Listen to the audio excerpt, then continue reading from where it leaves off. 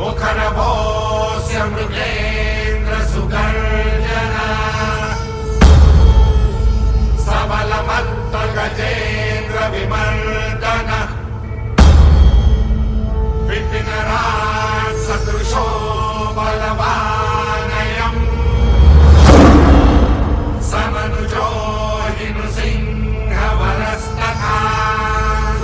केंद्र में बीजेपी की सरकार बनने के बाद से ही हिंदू राष्ट्र को लेकर बहस तेज हो गई है।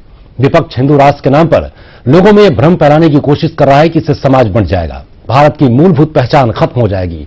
आखिर हिंदू राष्ट्र को लेकर इतना हंगामा क्यों है? क्या हिंदू राष्ट्र पर हंगामा करने वाले लोग इसके सही अर्थ को समझ पा रहे हैं या फिर महज अपने राजनीतिक हितों को साधने की कोशिश में है?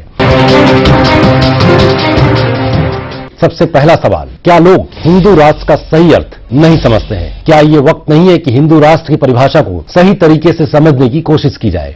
क्या हिंदू राष्ट्र और राम राज्य एक ही बात है? तीसरा सवाल, क्या हिंदू राष्ट्र अपने स्वभाव में पंथ निरपेक्ष होगा? चौथा सवाल, क्या हिंदू राष्ट्र का मतलब सबका साथ सबका विकास है जो नारा नरेंद्र मोदी देते हैं?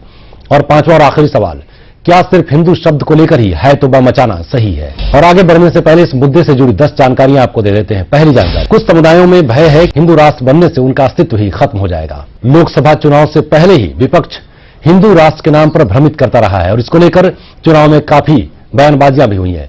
संघ हिंदू राष्ट्र और राम राज्य की स्थापना की वकालत करता है। आरएसएस प्रमुख मोहन भागवत के मुताबिक भारत में रहने वाले सभी हिंदू हैं, चाहे उनका धर्म कुछ भी क्यों न हो।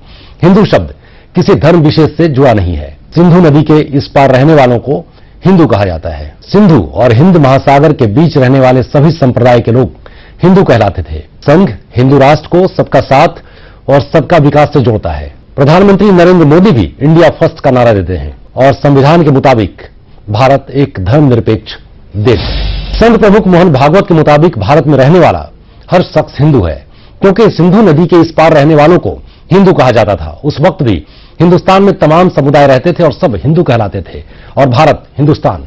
अगर ऐसा है तो फिर हिंदू राष्ट्र के नाम पर इतना हंगामा क्यों है?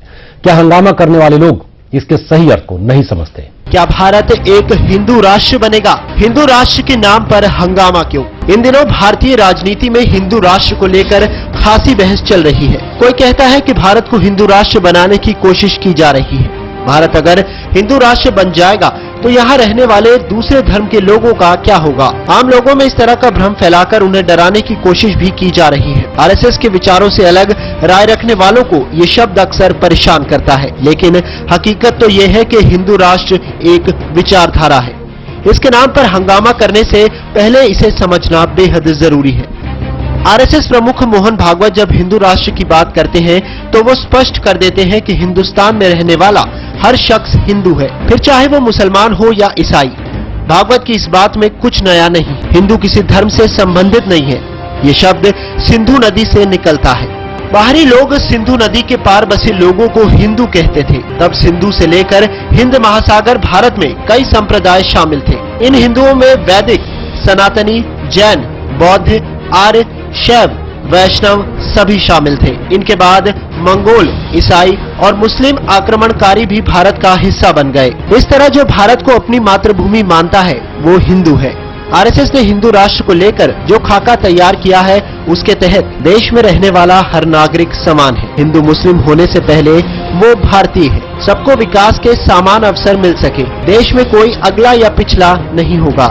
हिंदू राष्ट्र को लेकर संघ की इस परिकल्पना की राम राज्य की है, जिसमें अमीर गरीब, ऊंचा नीचा सब समान होंगे और देश की सरकार राज्य के भले के लिए काम करेगी। लेकिन विरोधी अपनी राजनीतिक हित साधने के लिए इसकी व्याख्या को धर्म से जोड़ देते हैं।